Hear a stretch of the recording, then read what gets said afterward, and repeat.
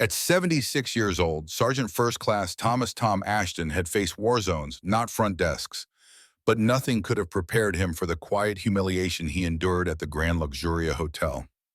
After a long drive to attend a war memorial dedication honoring his fallen brothers in arms, Tom arrived at the upscale hotel proudly wearing his VFW cap, VA ID card in hand, and a printed page showing their advertised 25% heroes rate for veterans and active duty military. This wasn't a favor he was asking for. It was a promise the hotel had made publicly. Standing at the polished marble counter, Tom calmly presented his documents to the young front desk clerk, Chloe, whose robotic smile didn't waver as she dismissed his request. "That rate is only for active duty with a special code," she said, barely glancing at the page he offered. Tom politely pointed out that the hotel's website made no such distinction. The discount clearly included veterans. But Chloe refused to honor it, citing internal system rules. The message was clear: policy mattered more than truth, and a decorated soldier's word meant little in the face of corporate indifference. Tom, stunned, stood for a moment in silence, not because of the price difference, but because of the principle. He hadn't fought for discount codes. He had fought for dignity, and now even that was being denied at the front desk of a hotel that promised to honor him. And in that moment, what started as a quiet check-in became the beginning of something far bigger. Tom Ashton stood at the front desk of the Grand Luxuria Hotel, his fingers lightly gripping the edge of the counter as he took a steady breath. The lobby around him buzzed with quiet elegance. Soft piano music played overhead.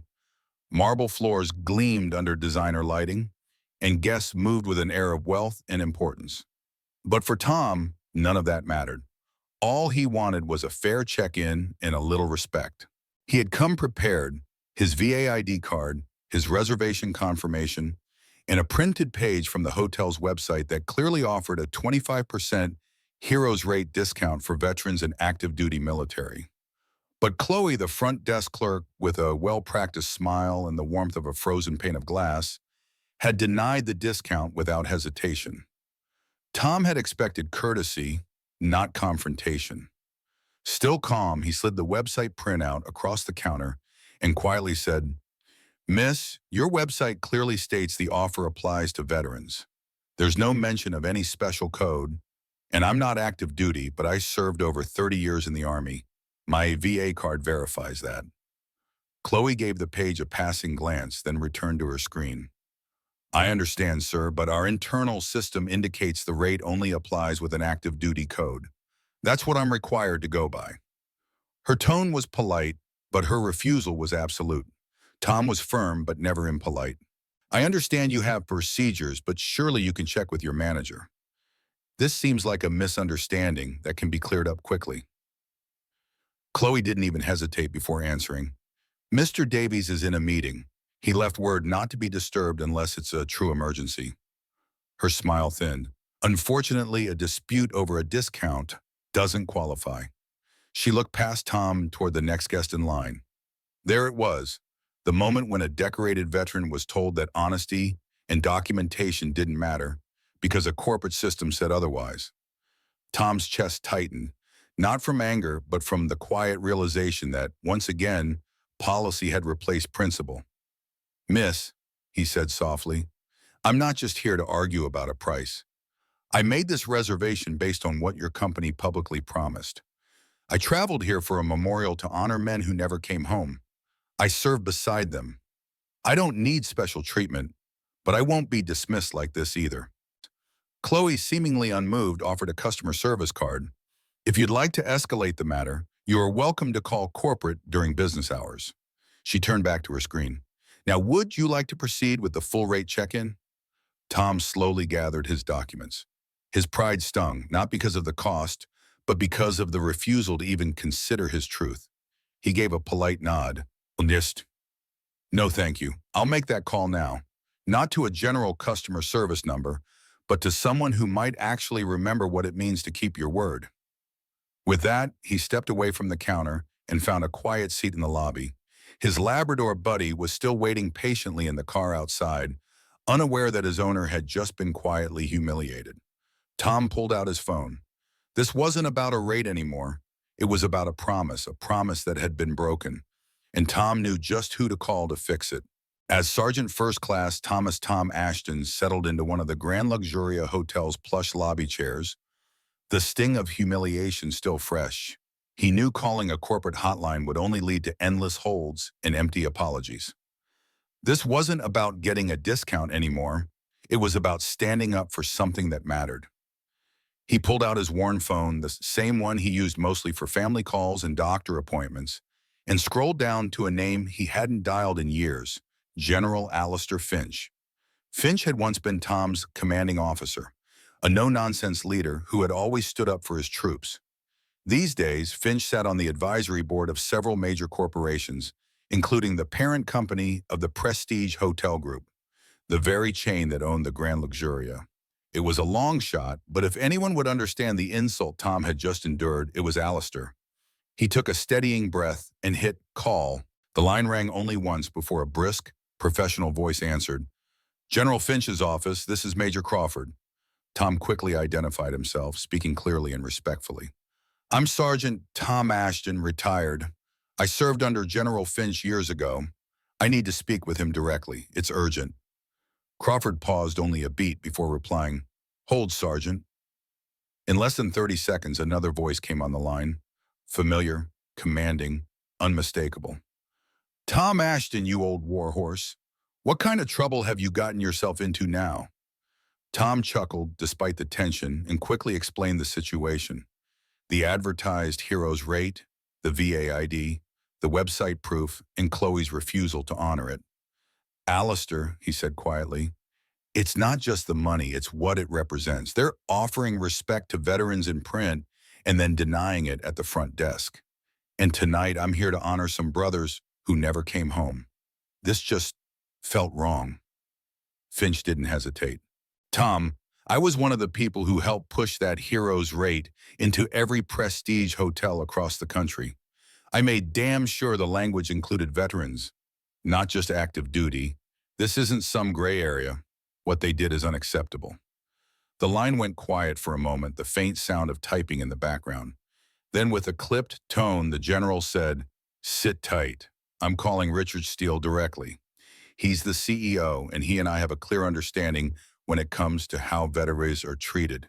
Expect movement, and quickly. Tom ended the call and exhaled slowly, surprised by how quickly his old commander had sprung into action. It had been less than 2 minutes, but the weight of that conversation was immense. General Finch wasn't just a powerful figure.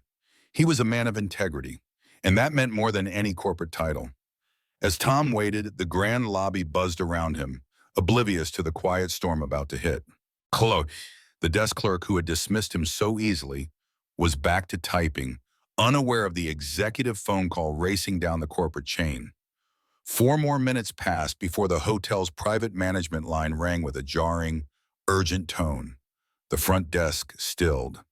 Chloe answered, her smile vanishing as her face went pale. Yes, Mr. Steele, she whispered. Yes, sir. He's here. Immediately.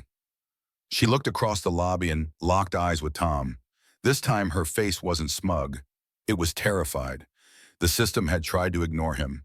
But thanks to one well-placed call, that was about to change.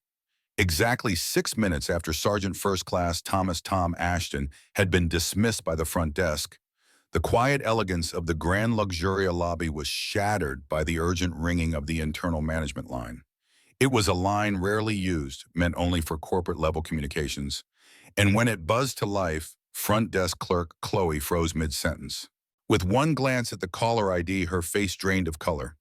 She picked up the receiver slowly, her voice trembling as she answered. Grand Luxuria front desk. Chloe speaking. Within seconds, her posture straightened, her tone changed, and she looked toward the lobby in wide-eyed panic. Yes, Mr. Steele. Yes, sir. He's right here in the lobby. Understood, sir. She hung up, clearly shaken. At that very moment, the door to the front office flew open. Mr. Bree Davies, the general manager who had been previously unavailable, burst out, his phone still pressed to his ear, his expression one of utter disbelief and fear. Yes, Mr. Steele, right away, and of course, said completely unacceptable. Mr. Davies approached Tom like a man facing judgment. The arrogance and inaccessibility from earlier had vanished, replaced by a desperate need to make amends. Sergeant Ashton, sir, I sincerely apologize for the misunderstanding, he stammered. There's been a grave error in how our system applied the hero's rate discount. Please allow me to extend the full respect and gratitude you deserve. Behind him, Chloe stepped from behind the desk, her face pale and lips quivering. Mr. Ashton, I'm so sorry. I didn't know. I was misinformed. Tom didn't speak right away. The same lobby that had ignored him minutes before now seemed to buzz with unease. Every employee seemed to be watching. Mr. Davies's phone crackled again. Yes, Mr. Steele, presidential suite, lifetime diamond status. Understood. Then looking at Chloe with a somber expression, he added, Yes, sir, effective immediately. Understood. He lowered the phone slowly and turned back to Tom. Mr. Ashton, Mr. Steele, the president of Prestige Hotel Group, has ordered that you be upgraded to the presidential suite for the duration of your stay. Entirely complimentary. In addition, you've been granted lifetime diamond elite status across all Prestige hotels. He paused, swallowing hard. Mr. Steele also wishes to speak with you personally once you're comfortable. Then turning to Chloe, he delivered the final blow.